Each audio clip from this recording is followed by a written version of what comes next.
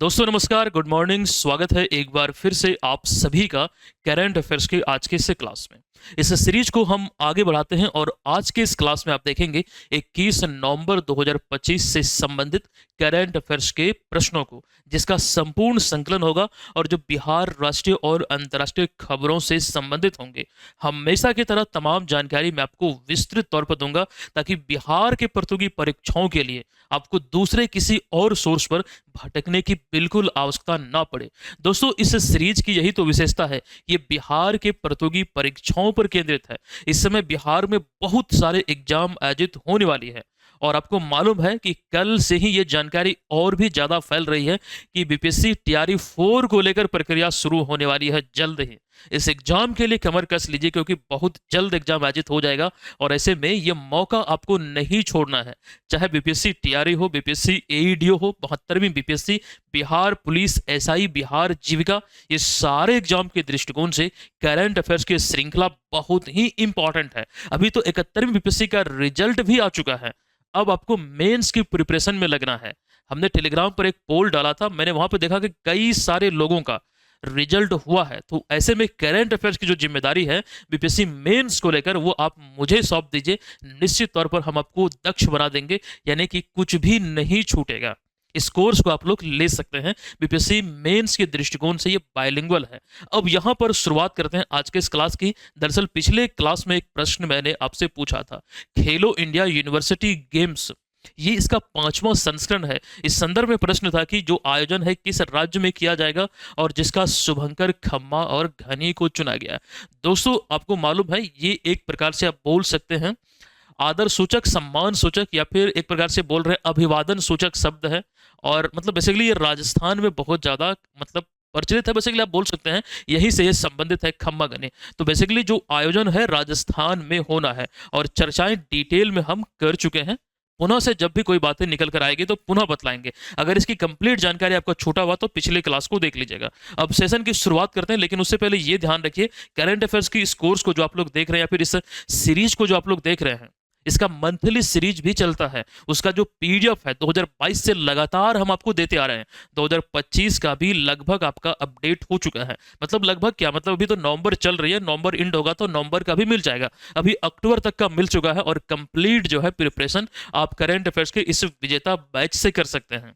Preparation में एक बात ये ध्यान रखिएगा, इसमें एक प्रकार से डेली टेस्ट आपको मिलता है, डेली बोर्ड पीडीएफ आपको मिलता है, मंथली जो हमारी ई बुक या फिर नोट्स पीडीएफ आती है वो आपको मिल जाती है, और मंथली टेस्ट का भी प्रावधान इसमें किया गया है। वो तमाम चीजें, कंप्लीट जो कवरेज है करंट अफेयर्स की प्रिपरेशन की, वो आपको इसमें मिलता है। हजारों लोग इसको ज्वाइन किए हुए हैं, तो आप भी इस कूपन कोड का इस्तेमाल करके एक नाम मात्र की फी पर ज्वाइन कर सकते हैं। अभी तो आपको बीएम ऑनलाइन लर्निंग एप्लीकेशन पे तमाम कोर्स में 25% की डिस्काउंट मिल रही है, और ये न्यू 25 कूपन कोड को अप्लाई कीजिए और अभी जाइए कोर्स को ले सकते हैं। चाहे आप बीपीएससी एडीओ एग्जाम की प्रिपरेशन में लगे हैं, और भी जितने भी बैनर में आपको दिख रहा है, ये सभी कोर्स में ये एप्लीकेबल होगा।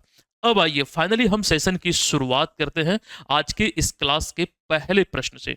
हालिया घोषणा के अनुसार 20वें वार्षिक अंतर्राष्ट्रीय त्रिपिटक जप समारोह का जो आयोजन है, ये बिहार में पहली बार होना है।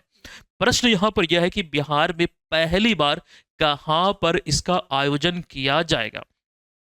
तो राइट आंसर है विकल्प नंबर बी, यानी कि महाबोधि मंदिर बोधगया। ये यूनेस्को का विश्व धरोहर स्थल है। दोस्तों, ये जानकारी आप लोग ध्यान रखिएगा, हम आपको डिटेल में कई बार पढ़ा चुके हैं।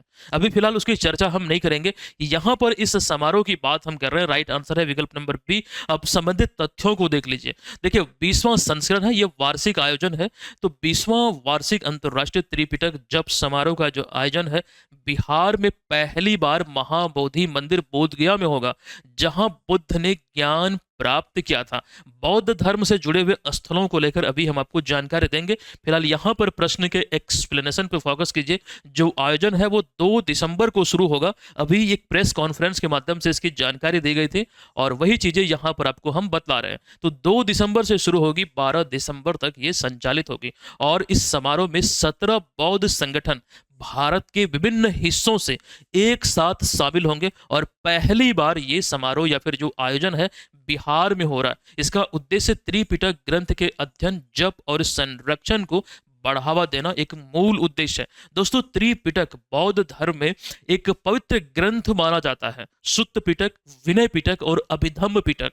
जब प्राचीन भारत के इतिहास के अंतर्गत बौद्ध धर्म आप पढ़ते हैं तो वहां पर ये तमाम चीजें आपको देखने को मिलता है। तो बौद्ध धर्म के सबसे प्राचीन और महत्वपूर्ण ग्रंथ हैं जिन्हें त्रिपिटक या फिर तीन पिटक कहा जाता है, यानी कि तीन खंड में से बांटा गया है। विनय पिटक, सुत्त पिटक और अभिधम पिटक। जब इसको डिटेल में और पढ़ेंगे तो कुछ ऐसी चीजें यहां से आपको देखने को मिलेगा जो इंपॉर्टेंट है, कई बार एग्जाम में प्रश्न पूछे गए हैं।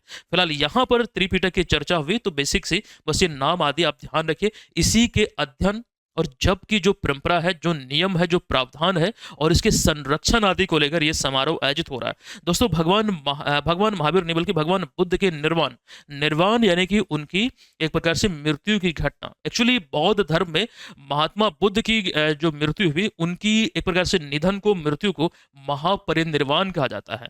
तो ऐसे में लगभग 483 ईसा पूर्व में हुआ था। इसके बाद पहली शताब्दी तक ये प्रचलित रहा था। त्रिपिटक की हम यहाँ पर बात कर रहे हैं। तो इतनी जानकारी फिलहाल यहाँ इस प्रश्न से रिलेटेड है, बेसिकली आपको ध्यान रखना है। लेकिन यहीं पर हम नहीं रुकेंगे, आइए थोड़ा डीप में चलते हैं, कुछ चीजों को और हम विस्तार से देखते हैं जो एक्चुअली अभी हमने बोध गया की चर्चा किया आपके बीच। तो बौद्ध धर्म में ध्यान रखिएगा, बौद्ध धर्म में बोध गया, लुम्बिनी, कुशीनगर के साथ ये चार। अच्छा एक सेकंड, यहाँ पे सारनाथ छुटा हुआ। एक्चुअली सारनाथ के संदर्भ में ये जानकारी हम आपको दे रहे हैं क्योंकि सारनाथ वही स्थल है जहां पर महात्मा बुद्ध ने सर्वप्रथम उपदेश दिया था, जिसे कि बौद्ध धर्म में धर्म चक्र परिवर्तन कहा गया। वही चीज यहाँ पर लिखा गया कि यूनेस्को की विश्व धरोहर स्तर मतलब जो स्थल है, इसको एक प्रकार से दर्जा दिलाने को लेकर या फिर इस सूची में शामिल करने को लेकर यह प्रक्रिया शुरू हुई है। एक नामांकन इसका किया गया, एक प्रकार से आप बोल सकते हैं। तो इसी संदर्भ में सारनाथ के साथ साथ बोध गया, लुम्बिनी और कुशीनगर ये चार बौद्ध धर्म के सबसे पवित्र स्थल है। लुम्बिनी वो जगह है जहां पर कपिलवस्तु में, जहां पर इनका जन्म हुआ था भगवान बुद्ध का। और उसके बाद दूसरा स्थान है बोध गया जहां पर उन्हें ज्ञान की प्राप्ति हुई थी। तीसरा स्थान है सारनाथ जहां पर ज्ञान प्राप्ति के बाद जब वो बौद्ध कहलाए तो उन्होंने प्रथम उपदेश दिया था अपने शिष्यों को। और अंतिम जो स्थान इंपॉर्टेंट आपको ध्यान रखना है, कुशीनगर जो उत्तर प्रदेश में आता है, यहां पर इनका निधन हुआ था। ये कुछ चार प्रमुख स्थल है भगवान बुद्ध से संबंधित और ये तमाम चीजें आपको ध्यान रखना है। अब बौद्ध धर्म में जो हम बात कर रहे हैं बुद्ध सम्मेलन या फिर बौद्ध सम्मेलन की, ये काफी इंपॉर्टेंट है। प्रथम, द्वितीय, तृतीय और चतुर्थ, ये कई बार रिपीटेड मोड में यहां से प्रश्न पूछे गए हैं। हर हाल में इसको ध्यान रखना है। बीपीएससी अगर हम बात करें तो ये पैटर्न आपको देखने को मिलेगा। प्रीवियस वर्षों को देखिएगा, लगभग एक प्रश्न आपको हर सेट में दिखेगा, चाहे वो बौद्ध धर्म से रिलेटेड हो या फिर जैन धर्म से। पूछा कैसे जाता है, जैसे कि द्वितीय बौद्ध संगति कब हुई थी, किनके शासन काल में हुई थी, कहां पर हुई थी, अध्यक्ष कौन थे। और तीसरा वाला भी बहुत इंपॉर्टेंट है, जैसे कि ये अशोक के शासन काल में हुई थी पाटलिपुत्र में। और इसी प्रकार से यहाँ पर प्रथम, द्वितीय, तृतीय और चतुर्थ को ध्यान रखना है। जैसे कि प्रथम अजात शत्रु के शासनकाल में, द्वितीय जो कालाशोक के शासनकाल में, तृतीय अशोक के शासनकाल में और चौथा जो है ये कनिष्क के शासनकाल में हुआ था। दोस्तों, कई स्रोत में आपको पांचवी बौद्ध संगति का भी वर्णन मिल जाता है और वो हर्ष के शासनकाल में हुआ था। कई स्रोत में ये देखने को मिलेगा। ये तमाम चीजों को ध्यान रखिएगा। हूबहू ये डेली पीडीएफ जो है वो आपको विजेता बैच में मिलता है, आप वहां से ले सकते हैं। अब बौद्ध धर्म से जुड़े हुए लगभग 20 पॉइंट जो रिपीटेड मोड में कई सारे एग्जाम में पूछे गए हैं, जैसे कि जन्म स्थान और जन्म कब हुआ था, वैशाख पूर्णिमा किस नाम से विख्यात है, बुद्ध ने कितने वर्ष की अवस्था में गृह त्याग किया था और बुद्ध ने तृष्णा की घटना को क्या कहा, किसकी प्रामाणिकता को बुद्ध ने नकार दिया था, बुद्ध ने अपने उपदेश किस भाषा में दिए, बौद्ध धर्म के संस्थापक कौन थे, भारत से बाहर बौद्ध धर्म को फैलाने वाले सम्राट कौन थे, तो सम्राट अशोक। श्रीलंका तक इन्होंने बौद्ध धर्म का प्रचार किया था। उन्होंने अपने पुत्र महेंद्र और संघमित्रा को भेजा था। दोस्तों, पटना में एक जगह है महेंद्रू, कभी आपने ये नोटिस किया है? ये महेंद्रू जो नाम है, इनका मतलब एक प्रकार से बोल सकते हैं कि जो पुत्र थे महेंद्र, एक प्रकार से उनका वो क्षेत्र था, वो उन्हीं के नाम पे उसका नाम पड़ा महेंद्रू। इसके अतिरिक्त भी आगे 2 स्लाइड में आप डिटेल में वो सारे प्रश्नों को देख सकते हैं। वीडियो को थोड़ा पॉज कीजिए, तमाम चीजों को पढ़ लीजिए। हमने वही सारे पॉइंट को इसमें शामिल किया है जो काफी इंपॉर्टेंट है। सबसे पहला पॉइंट कि भगवान बुद्ध को एशिया का प्रकाश पुंज कहा जाता है, लाइट ऑफ एशिया कहा जाता है। और वो तमाम चीजों का जिक्र यहाँ पर बड़ी अच्छी तरीके से पॉइंट वाइज आपके बीच हमने रखा है। फिलहाल इसको देख लीजिएगा। हम स्किप करते हुए आते हैं अगले प्रश्न पे। देखिए, बिहार विधानसभा चुनाव को लेकर कंप्लीट इन्फॉर्मेशन अब तक हम आपको दे चुके हैं, लेकिन अभी रिसेंटली एक रिपोर्ट आई है और काफ़ी इंपॉर्टेंट है। रिपोर्ट की बात करें तो ये प्रश्न को पहले देखिए कि बिहार विधानसभा चुनाव 2025 के बाद पीआरएस लेजिस्लेटिव रिसर्च की रिपोर्ट के अनुसार नए विधायक वर्ग की शिक्षा स्तर का विश्लेषण करते हुए कौन सा कथन सही है। यहाँ पर नए जो विधायक चुने गए हैं चुनाव परिणाम के बाद जो हमें देखने को मिला है, उन्हीं के संदर्भ में दरअसल शिक्षा स्तर का विश्लेषण करता हुआ कौन सा विकल्प यहाँ पर सत्य है, एक बार इसे हम देख लेते हैं। देखिए, पहले विकल्प में लिखा गया कि इस बार 40% विधायक केवल 12वीं तक पढ़े हैं। अर्थात कहने का मतलब ये है कि 40% ये ऐसे विधायक हैं जो कभी भी कॉलेज गए ही नहीं हैं। तो दोस्तों, यही इसका राइट आंसर हो जाएगा, विकल्प नंबर ए। 40% विधायक ऐसे हैं जो केवल 12वीं तक पढ़े हैं। बाकी अन्य जो विकल्प आपको दिख रहा है, ये सभी फिलहाल यहाँ पर विकल्पों के आधार पर ये गलत है। आइए थोड़ा इसको हम डिटेल में देखते हैं और चीज़ों को अच्छी तरीके से समझते हैं। यहाँ पर इस रिपोर्ट के बारे में, जैसे अभी हाल ही में चुनाव के बाद ये think tank PRS legislative research की जो रिपोर्ट आई है, इसके मुताबिक इस बार 40% नए विधायक ऐसे हैं जिन्होंने सिर्फ 12वीं तक ही पढ़ाई की है और इसके अतिरिक्त वही लगभग 32% विधायक ग्रेजुएट हैं। विकल्प में देख लीजिए, यहाँ पर कुछ थोड़ा सा चेंज था। 32% विधायक पोस्ट ग्रेजुएट की बात कर रहा है, इस आधार पर यह गलत है। तो 32% जो नए विधायक हैं वो ग्रेजुएट हैं, जबकि पिछली विधानसभा में यह संख्या 40% थी। रिपोर्ट के अनुसार 32% विधायक सिर्फ ग्रेजुएट हैं और 28% पोस्ट ग्रेजुएट है और 60% विधायक ने अपना प्रोफेशन जो है वो पॉलिटिक्स यानी कि राजनीति और सोशल वर्क अर्थात समाज सेवा बताया है। और इसके अतिरिक्त दोस्तों 45% जो विधायक हैं वो एग्रीकल्चर से जुड़े हुए हैं, 31% बिजनेस से और 5% सैलरी प्रोफेशनल हैं। तो ये कुछ रिपोर्ट में जो कही गई है उसी आधार पर तथ्यों को आपके बीच हम रख रहे हैं। अब महिलाओं की दृष्टिकोण से इस चुनाव को अगर हम देखते हैं, आप सभी को मालूम है कि बिहार विधानसभा की 243 सीटें हैं। इन 243 सीटों में से यहाँ पर वही चीज लिखा गया है कि 243 सदस्यों वाली बिहार विधानसभा में इस बार 29 महिला विधायक चुनी गई है और 29 में से 15 महिला विधायक ऐसी हैं जिनकी पढ़ाई कॉलेज तक नहीं पहुंची है, तकरीबन आधे आप बोल सकते हैं। और 13 महिलाएं 25 से 39 साल की हैं और आपको ध्यान रखना है 9 जो हैं वो महिला विधायक की उम्र अगर बात करें तो 40 से 54 साल के बीच है।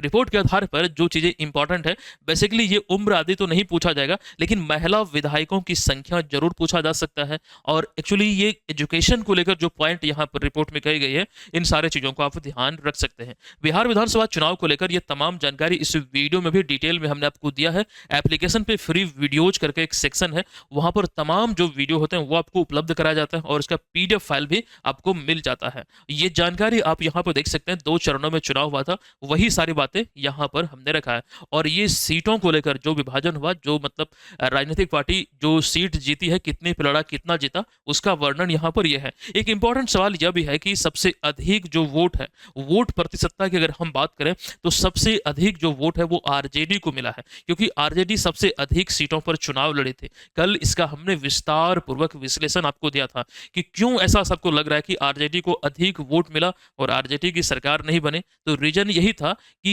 बहुत सारे मतलब सीटों पर चुनाव लड़े, तो वोट हो सकता है कि कम हो, मतलब प्रत्येक विधानसभा क्षेत्र वाइज, लेकिन ओवरऑल ये जो एक प्रकार से परसेंटेज बोले तो सबसे अधिक था, 23%। तो ये एक सवाल है, पूछा जा सकता है। और सबसे बड़ी पार्टी कौन निकलकर सामने आई जिसे कि सबसे अधिक सीटों पर विजय प्राप्त हुई, तो बीजेपी। उस दूसरे स्थान पर जदयू। अब देखिए, अगला प्रश्न है कि भारत का पहला राज्य कौन बन गया है जिसके पास 100% साइबर धोखाधड़ी प्रतिक्रिया प्रणाली यानी कि साइबर फ्रॉड रिस्पॉन्स सिस्टम है। अब यहां पर देखिए 100% शब्द का प्रयोग किया गया है। अभी हम डिटेल आपको इसका देंगे। फिलहाल राइट जो आंसर है ऐसा करने वाला जो पहला राज्य है वो गोवा है। आइए इसको हम थोड़ा डीप में समझते हैं। दोस्तों यहाँ पर वही पॉइंट लिखा गया है कि गोवा ऐसा करने वाला पहला राज्य बना। दरअसल एक प्रणाली को इन्होंने लागू किया गोवा सरकार ने। यह प्रणाली नागरिकों और व्यवसायों को ऑनलाइन धोखाधड़ी और साइबर अपराधों के खिलाफ तुरंत सहायता और सुरक्षा प्रदान करती है, जिसके लिए राज्य सरकार पूर्ण डिजिटल निगरानी, त्वरित प्रतिक्रिया तंत्र और साथ साथ शिकायत निवारण प्रणाली स्थापित की है। जो भी कंप्लेन यहाँ पर दर्ज हुए हैं, आप बोल सकते हैं, जो खास करके जो क्लाउड आधारित 1930 साइबर फ्रॉड हेल्पलाइन है, यहाँ पर 100% रिस्पॉन्स रेट हासिल किया है और एक बड़ा कीर्तिमान है, एक बड़ी उपलब्धि है। फलस्वरूप आप ये बोल सकते हैं कि इस प्रणाली को जो लागू किया, 100% समस्या का समाधान हुआ है। तो इस लिहाज से ये चीजें अभी खबरों में है, इन बातों को ध्यान रखिए। क्योंकि गोवा की बात हो रही है तो गोवा स्थापना दिवस को लेकर एक बात ये ध्यान रखिए कि गोवा, अच्छा, भारत आजाद हुआ था 1947 में और गोवा आजाद हुआ पुर्तगालियों से 1961 में। आजादी के 14 साल तक यहाँ पर शासन रहा था। और ध्यान दीजिए, भारतीय सेना ने ऑपरेशन विजय संचालित किया था और गोवा को पुर्तगालियों से छीना था। कब? तो 1961 में। यहां पर वो चीजें हमने एकदम विस्तार में लिखा है। 19 दिसंबर 1961 को एक प्रकार से पुर्तगालियों का शासन यहां पर समाप्त हुआ था। ध्यान रखिएगा। अब चूंकि बात यहां पर साइबर सुरक्षा की हो रही है, तो अभी हमने कुछ समय पहले गुजरात पुलिस को लेकर जानकारी दिया था कि इसी चीज से जो समस्या है साइबर फ्रॉड आदि, इससे निपटने के लिए साइबर जागो अभियान की शुरुआत कुछ समय पहले पंजाब पुलिस ने किया था, साइबर जागो अभियान। और एक और जानकारी यहाँ पर यह है, हमने आपको पढ़ाया था कि सबसे अधिक जो महिला पुलिसकर्मी है, जो कि पुलिस की हम बात कर रहे हैं, तो सबसे अधिक महिला पुलिसकर्मी कहां पर है? तो बिहार में है। ये टाटा ट्रस्ट की रिपोर्ट है। इसके अतिरिक्त दोस्तों, बिहार पुलिस सप्ताह 2025 में जो आयोजित हुआ है, इसका जो थीम था वो साइबर सुरक्षा ही था। डिटेल में ये चीजें आपको पढ़ाया हुआ है और आप सभी को मालूम होगा। मालूम है या नहीं, एक बार कमेंट करके मुझे जरूर बताइए। और कितने ऐसे लोग यहाँ पर इस सीरीज को देख रहे हैं जो रेगुलर क्लासेस को टाइम पर फॉलो करते हैं? दोस्तों, प्रत्येक मॉर्निंग 4 बजे सुबह में ये क्लास आपको अवेलेबल हो जाता है। तो ध्यान रखिए, एक समय को निर्धारित कीजिए कि मॉर्निंग जो हमारा जो दिन शुरू होता है वो करंट अफेयर्स को पढ़ने से ही शुरू हो। एक हैबिट डालिए। जिस प्रकार से हम लोग पहले न्यूज़पेपर पढ़ा करते थे, अभी तो डिजिटल युग में हम लोग प्रवेश कर चुके हैं। दोस्तों, बना बनाया एक प्रकार से बोल सकते हैं, यहाँ पर आपके लिए तैयार है। बस आपको आधा घंटा समय निकालना है और इस वीडियो को देखना है। एग्जाम के अंतिम समय का आपको इंतजार नहीं करना है, नहीं तो ये भारी मुश्किल हो जाएगा। मैं ऐसा इसलिए कह रहा हूं कि पहले की तुलना में करंट अफेयर्स अब ज्यादा पूछे जा रहे हैं, कठिन पूछे जा रहे हैं। और इसमें तो एक ये भी फायदा है कि जब आप चीजों को पढ़ लेते हैं, तो मान लीजिए 40 प्रश्न बीपीएससी में पूछे जा रहे हैं, तो ये आपके पास एकदम सटीक निशाना, अगर आपका मतलब एक बार से सही उत्तर पर आता है, तो ये क्षमता है कि 40 का 40 आपको अंक मिल जाएगा। ये चीज ध्यान रखिएगा। मतलब एक सटीक तौर पर अगर चीजें आप पढ़ेंगे तो। और ये ध्यान रखिएगा, कई सारे लोग ऐसे भी होते हैं, करंट अफेयर्स की प्रिपरेशन बेहतर नहीं होती है तो उनका रिजल्ट नहीं होता है, क्योंकि प्रश्न बहुत अधिक पूछे जा रहे हैं। अब देखिए, अगला प्रश्न है कि दुनिया का पहला ग्रीन फ्यूल लेवी, एक प्रकार का ये टैक्स है। अब इसको लेकर चर्चा हम करेंगे, किस देश ने इसे शुरू किया है। तो ये अभी हाल ही में सिंगापुर गवर्नमेंट ने शुरू किया है, ग्रीन फ्यूल लेवी। और मैंने क्या बोला, एक प्रकार का कर है, एक प्रकार का टैक्स है। और ऐसा करने वाला दुनिया का पहला देश कौन बना है? तो सिंगापुर बना है। दोस्तों, यह जो कर है, जो टैक्स है, मुख्य रूप से ईंधन यानी कि फ्यूल के उत्पादन और उपयोग में कार्बन उत्सर्जन को कम करने के लिए लगाया जाता है। अब पहले हम यही समझ लेते हैं कि जो कर, जो बात हम कर रहे हैं ग्रीन फ्यूल लेवी की, आखिर ये है क्या।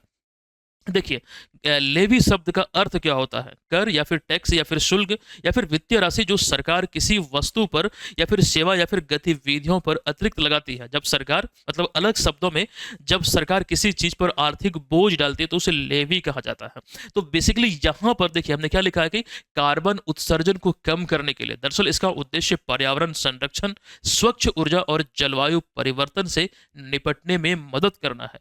ग्रीन फ्यूल लेवी से ईंधन कंपनियों को सस्टेनेबल और कम कार्बन विकल्प अपनाने के लिए प्रोत्साहित किया जाएगा, वैसा ईंधन जो कि कार्बन का उत्सर्जन कम करे। तो ये तमाम चीजों को लेकर ये एक प्रकार से टैक्स लगाया गया अतिरिक्त रूप में। और बेसिकली यहां पर कार्बन उत्सर्जन की भी बात हमने किया है। तो कार्बन उत्सर्जन को लेकर आपको मालूम है, अभी रिसेंटली जो एग्जाम हुआ था बीपीएससी वाला, वहां पर पूछा गया था कि बिहार सरकार का लक्ष्य क्या है। दोस्तों, बिहार सरकार ने कार्बन उत्सर्जन का जो अपना लक्ष्य है वो संशोधित करते हुए 2070 कर दिया है, जो भारत सरकार का है। मतलब भारत सरकार के से अनुरूप कर दिया है, वो चीजें यहां पर हमने लिखा है। अब भारत सरकार ने कार्बन उत्सर्जन का लक्ष्य जो 2070 लिया, वो कब लिया? COP26, जो संयुक्त राष्ट्र जलवायु परिवर्तन सम्मेलन है, जो नवंबर 2021 में ग्लासगो स्कॉटलैंड में आयोजित हुआ था। दोस्तों, यहां पर भारत सरकार, या फिर आप बोल सकते हैं नरेंद्र मोदी ने ये घोषणा किया था, इसी सम्मेलन में ये लक्ष्य लिया था भारत सरकार ने। और भी कई ऐसे देश हैं, यहां पर हमने तस्वीर में आपके बीच रखा है, जैसे कि जर्मनी और स्वीडन का 2045 तक का लक्ष्य है, फिनलैंड का 2035, अमेरिका का 2050, चाइना का 2060 और भारत का है 2070, उरुग्वे का 2030, ऑस्ट्रिया का 2040। जो सारे देश ये लक्ष्य अभी निर्धारित किए हुए हैं, उनको लेकर ये जानकारी हम आपको दे रहे हैं। एक अति महत्वपूर्ण प्रश्न पे नजर डालिए। प्रश्न है कि भारत का पहला रिवर टर्मिनल कहाँ उद्घाटन किया गया है? इसका उद्घाटन किसने किया है? देखिए, उद्घाटन किया है केंद्रीय मंत्री निर्मला सीतारमन, वित्त मंत्री केंद्रीय। और राइट आंसर होगा गुवाहाटी, असम में अभी हाल ही में इसका उद्घाटन हुआ है, और ये अपनी तरह का पहला रिवर टर्मिनल है भारत में। अब यहाँ पर वो तमाम चीजों की जानकारी है। बेसिकली ये है क्या, किस नदी पर बना है, उद्घाटन कब हुआ, किनके द्वारा हुआ, कहाँ पर, किस राज्य में है, ये सारे पॉइंट अलग अलग वे में आपको पूछा जा सकता है। तो भारत का पहला रिवर टर्मिनल गुवाहाटी असम में स्थापित किया गया। उद्घाटन केंद्रीय वित्त मंत्री निर्मला सीतारमन ने किया। उद्देश्य इसका क्या है? तो नदी मार्ग से माल परिवहन को बढ़ावा देना, लागत कुशल और साथ ही साथ पर्यावरण अनुकूल परिवहन सुनिश्चित करना, ये इसका उद्देश्य है। दोस्तों, यह टर्मिनल ब्रह्मपुत्र नदी पर स्थित है और भारत में अपनी तरह का पहला ऐसा टर्मिनल है, और इससे व्यापार और उद्योग में मदद मिलेगी और सड़क परिवहन पर जो दबाव आती है वो भी कम होगा। ठीक है, तो ये इसके मुख्य उद्देश्य में आप लोग ध्यान रखिएगा। और अब चूंकि बात हम कर रहे थे यहाँ पर ब्रह्मपुत्र नदी की, ब्रह्मपुत्र नदी को लेकर दो तीन पॉइंट ज्यादा इंपॉर्टेंट है, आप एक नजर इसको देख लीजिएगा। ब्रह्मपुत्र नदी का कई क्षेत्रों में कई नाम है। अब इसको लेकर यहाँ पर हमने लिखा है कि जो विभिन्न स्थानों पर अलग अलग नामों से जाना जाता है। देखिए, तिब्बत में ब्रह्मपुत्र नदी को यारलुंग सांगपो या फिर सांगपो नदी के नाम से जाना जाता है। भारत के अरुणाचल प्रदेश क्षेत्र में इन्हें दिहांग और बांग्लादेश में जमुना के नाम से जाना जाता है। ये बेसिकली इनके नाम को लेकर ये चीजें ध्यान रखिए। और बांग्लादेश में गंगा नदी जब प्रवेश करती है तो उसे कहा जाता है पद्मा नदी। ये कुछ नदियों के नाम को लेकर यहाँ पर हमने चर्चा किया अतिरिक्त रूप से, जो कि ब्रह्मपुत्र की हमने चर्चा किया। तो ये जानकारी स्वरूप आपको हर हाल में ध्यान रखना पड़ेगा। दोस्तों, जब आप करंट अफेयर्स को इस प्रकार से पढ़ते हैं, मजा आती है आप लोगों को? एक बार बतलाने का प्रयास कीजिएगा कमेंट बॉक्स में, मजा आ रही है या फिर नहीं। चीजें जब एक दूसरे से कनेक्ट रहती है, जब आप रेगुलर क्लासेस को फॉलो करते हैं, तो स्वतः मुझे लगता है कि ये आपको बहुत अच्छा लगता होगा, और आप ये मतलब समझ रहे होंगे कि एकदम चीजें बहुत इंपॉर्टेंट है। तो आपकी राय जो है वो मुझे जानना है, आप लोग एक बार जरूर बतलाइएगा। फिलहाल आते हैं अगले प्रश्न पे। देखिए, Ramoji excellence youth icon award से निम्नलिखित में से किसे अभी हाल ही में सम्मानित किया गया है? तो राइट आंसर यहां पर हो जाएगा विकल्प नंबर बी, यानी कि श्रीकांत बोल्ला। बोला नहीं बल्कि बोल्ला, श्रीकांत बोल्ला इसका राइट आंसर है। आइए यहां पर इनसे संबंधित तथ्यों को देखते हैं। श्रीकांत बोल्ला को Ramoji excellence youth icon award से भी हाल ही में सम्मानित किया गया है, और यह पुरस्कार युवा वर्ग में उत्कृष्ट योगदान के लिए और साथ ही साथ प्रेरक कार्य के लिए दिया जाता है। तो पुरस्कार का नाम क्या है? Ramoji excellence youth icon award Srikanth Bolla को मिला, और युवाओं में उत्कृष्ट योगदान, मतलब यही सारी चीजें यहाँ पर लिखी गई, समाज सेवा और प्रेरक कार्य क्षेत्र आदि को लेकर। तो फिलहाल यहाँ पर बस इतना ध्यान रख लीजिए, ये जो पुरस्कार है रामोजी एक्सीलेंस यूथ आइकन पुरस्कार, ये किन्हें मिला है? तो श्रीकांत बोल्ला को ये पुरस्कार अभी दिया गया है। ठीक है, अब यहां पर हम चलते हैं अगले प्रश्न पे, लेकिन उससे पहले एडीओ का टेस्ट सीरीज अगर अभी तक आप लोग नहीं लिए हैं तो इस बात को ध्यान रख लीजिए, अभी आपके पास एक सुनहरा अवसर है, ये मौका फिर आपको दोबारा नहीं मिलेगा। इस कूपन कोड को अप्लाई कीजिएगा, पूरे सिलेबस का आपको टेस्ट सीरीज मिल रहा, आप लोग इसका भरपूर लाभ उठाइए। और प्रैक्टिस के लिए सब्जेक्ट वाइज टेस्ट भी हम आपको दे रहे हैं, साथ ही साथ जब आप इसको लेंगे तो इसमें करेंट अफेयर्स का भी एडिशनल बेनिफिट मिल जाएगा। और दोस्तों, वो भी 2 साल साल के लिए 2024 जनवरी महीने से एग्जाम तक का कंप्लीट कवरेज मिलेगा करंट अफेयर्स के मंथली नोट्स का, आप लोग ले सकते हैं। और अभी तो 72वीं बीपीएससी का कोर्स भी लॉन्च हो चुका है, लेना चाहें तो ले सकते हैं, प्रिपरेशन अच्छी तरीके हो जाएगी। फिलहाल अब हम फोकस करते हैं पुनः से अगले 7वें नंबर के प्रश्न पे, ठीक है। तो ये आपके ऊपर डिपेंड करता है कि आप कहाँ से पढ़ रहे हैं, कैसे प्रिपरेशन कर रहे हैं। अब फिलहाल अगला प्रश्न है कि न्यूरो टेक्नोलॉजी के लिए दुनिया का पहला वैश्विक नैतिक नियम किसके द्वारा बनाया गया है। न्यूरो टेक्नोलॉजी, न्यूरो शब्द कई बार आपने सुना होगा। अब ध्यान दीजिए, न्यूरो टेक्नोलॉजी के लिए दुनिया का पहला वैश्विक नैतिक नियम अभी हाल ही में किसके द्वारा बनाया गया है। तो राइट आंसर होगा यूनेस्को के द्वारा। विकल्प नंबर बी यहां पर इस प्रश्न का राइट आंसर हो जाएगा। देखिए, यूनेस्को ने न्यूरो टेक्नोलॉजी के लिए हाल ही में पहला वैश्विक नैतिक पहल या फिर नियम बनाया है। इसका उद्देश्य या फिर इसका मकसद न्यूरो टेक्नोलॉजी को सुरक्षित या फिर इसके सुरक्षित और सही इस्तेमाल को सुनिश्चित करना एक प्रकार का ये उद्देश्य है।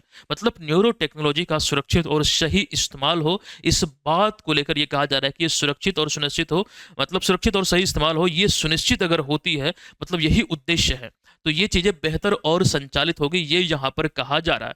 और इसके तहत नियमों में मानवाधिकार, गोपनीयता और जिम्मेदारी आदि चीजें शामिल है। और ये कदम दुनिया भर में वैज्ञानिक प्रयोगों में नैतिकता बनाए रखने के लिए, और इस तरह का जो पहल है ये पहली बार शुरू है, वैश्विक पहल है। और ये ध्यान है कि पहली पहल है न्यूरो टेक्नोलॉजी के लिए, हाल ही में पहली बार ये पहल किया गया है यूनेस्को की तरफ से। न्यूरो टेक्नोलॉजी दरअसल दोस्तों वो चीज है, विज्ञान की वो शाखा है, यहाँ पर हमने लिखा है कि वह विज्ञान और प्रौद्योगिकी का क्षेत्र है जो मानव मस्तिष्क यानी कि न्यूरो यानी कि ब्रेन, अर्थात यहाँ पर मस्तिष्क और तंत्रिका तंत्र के कार्यों को समझने, उसके मापन और उसे सुधारने के लिए विकसित किया गया है। बेसिकली इनके अध्ययन या फिर बेसिकली यहाँ पर इसकी समझ को बढ़ाने के लिए क्या मतलब चीजें हो रही है, कैसे ये ठीक होगा, कैसे विकसित होगा, ये तमाम चीजों को इसके अंतर्गत यहाँ पर सम्मिलित किया जाता है। तो आई होप अब इसको समझ चुके हैं, ज्यादा डीप में हम जाएंगे नहीं, जो इंपॉर्टेंट है वही सारे चीजों को पढ़ना है। अभी यूनेस्को ने भी हाल ही में इसकी एक प्रकार से नैतिक नियम की शुरुआत की है,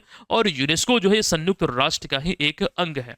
अगला एक सिंपल सा प्रश्न है, बुजुर्ग नागरिकों को सुरक्षित और सम्मानजनक जीवन, देखिए, बुजुर्ग नागरिकों को सुरक्षित और सम्मानजनक जीवन प्रदान करने के उद्देश्य से निम्नलिखित में से किस राज्य सरकार ने सभी जिलों में वृद्धाश्रम स्थापित करने की घोषणा की है। तो अभी ऐसी घोषणा जो किया गया है नवंबर 2025 में नागालैंड सरकार के द्वारा, वो विकल्प नंबर कौन सा सही है, तो विकल्प नंबर सी यहां पर करेक्ट है। विकल्प नंबर सी यानी कि नागालैंड।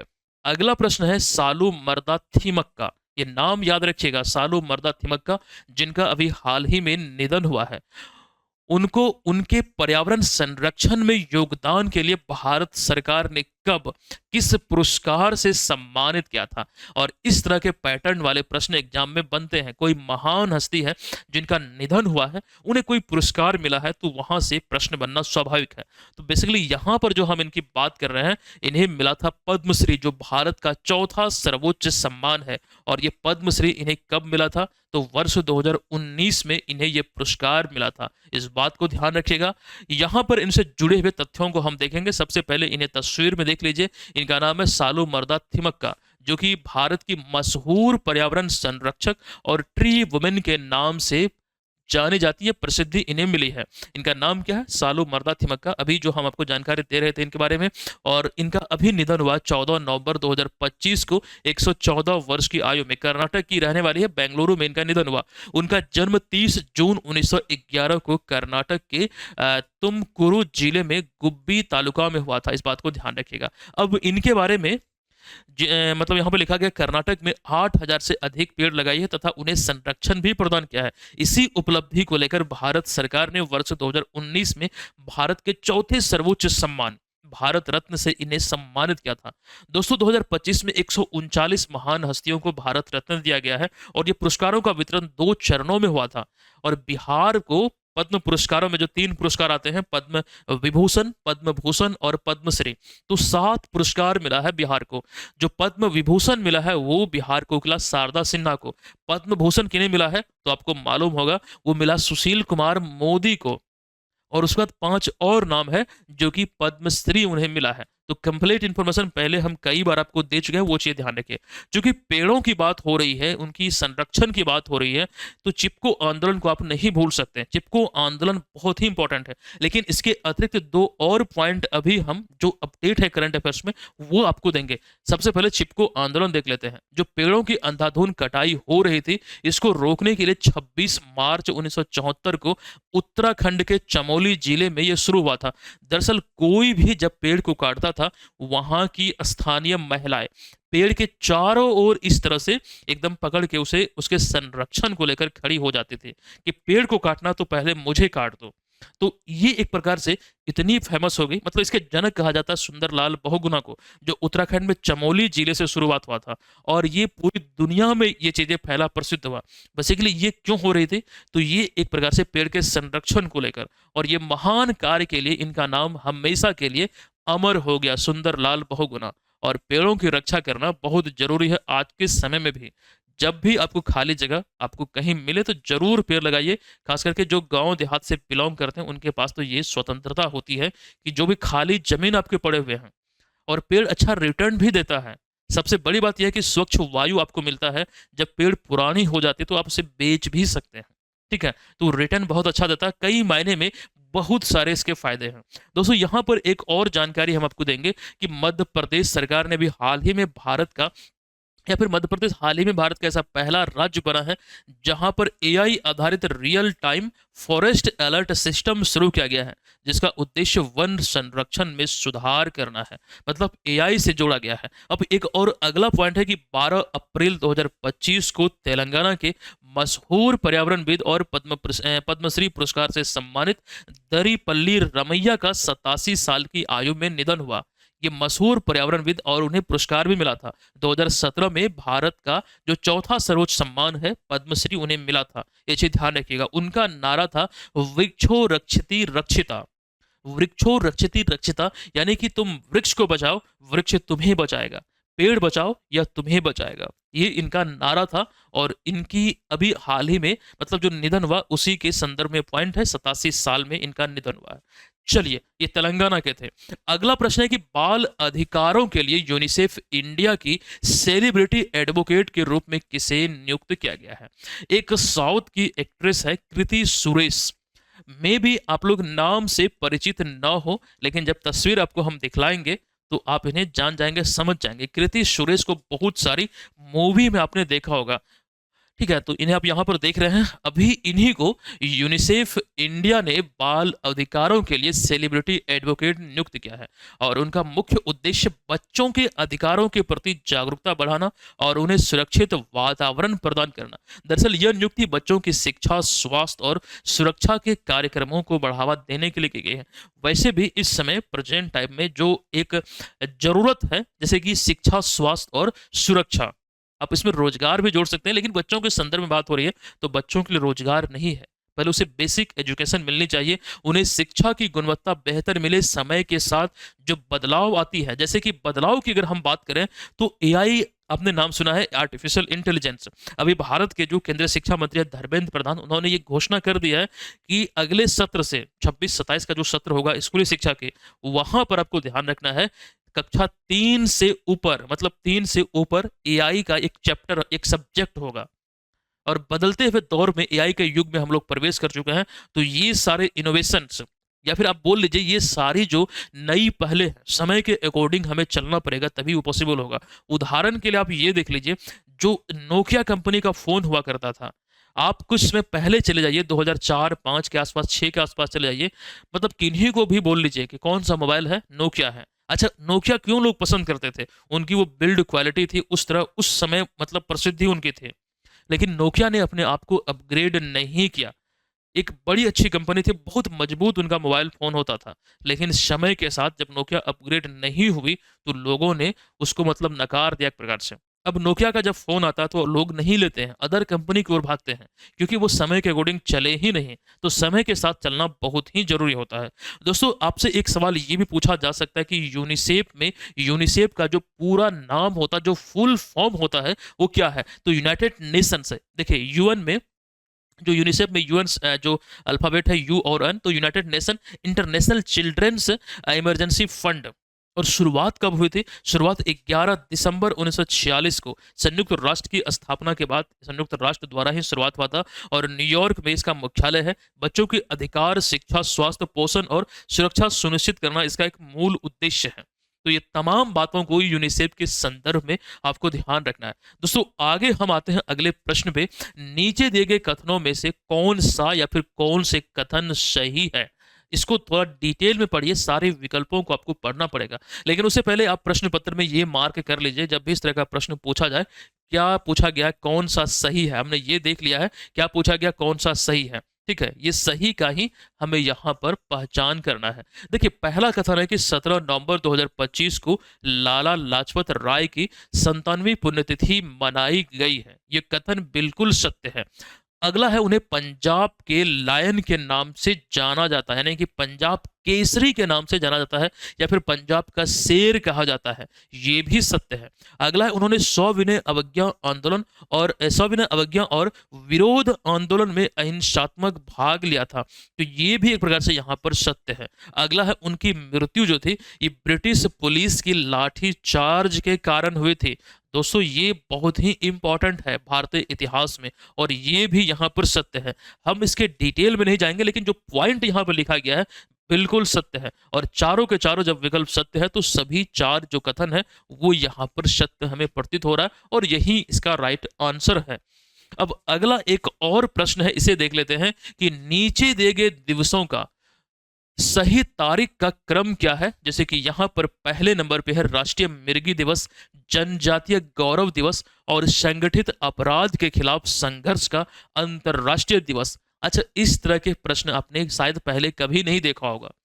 तो इसमें 3 दिवस को हमने इसको प्रश्न को कठिन बनाने की दिशा में एक ही प्रश्न में शामिल किया है। ठीक है, तो यहां पर 3 प्रश्न छुपा हुआ है। कौन कौन सा? राष्ट्रीय मृगी दिवस, जनजातीय गौरव दिवस। अच्छा, ये वाला काफी इंपॉर्टेंट है, जनजातीय गौरव दिवस वाला इंपॉर्टेंट है, ये ध्यान रखिएगा। हालांकि तीनों यहां पर आपको मैं बता दूं, 17 नवंबर को मृगी दिवस मनाया जाता है। 17 नवंबर इसी में विकल्प नंबर ए में है, तो बाकी आपको याद नहीं भी रखेंगे तो चल जाएगा, क्योंकि दोनों जो है जनजातीय गौरव दिवस और संगठित अपराध के खिलाफ जो संघर्ष का अंतर्राष्ट्रीय वर्ष है 15 नवंबर, मतलब दोनों। तो केवल एक अगर याद रहेगा तो कंक्लूजन तक आप पहुंच सकते हैं। ठीक है, तो ये चीजें यहां पर ध्यान रखिए। दोस्तों आज का ये सेशन समाप्त होता है और करंट अफेयर्स का तमाम जो पीडीएफ है, जो नोट्स है, जो टेस्ट सीरीज है, अर्थात आप ये बोल सकते हैं करंट अफेयर्स की कंप्लीट जो कवरेज है वो आप मुझे सौंप दीजिए। जिम्मेदारी हमारी रहेगी, कैसे आपको क्या पढ़ाना है वो हम पे सौंप दीजिए। तैयारी आपकी बेहतर हम कर देंगे। हजारों लोग जुड़े हुए हैं। अब फिलहाल यहाँ पर प्रश्न पे फोकस कीजिए। ये आज के क्लास का प्रश्न है जिसका आंसर आप सभी लोग कमेंट बॉक्स में लिखिएगा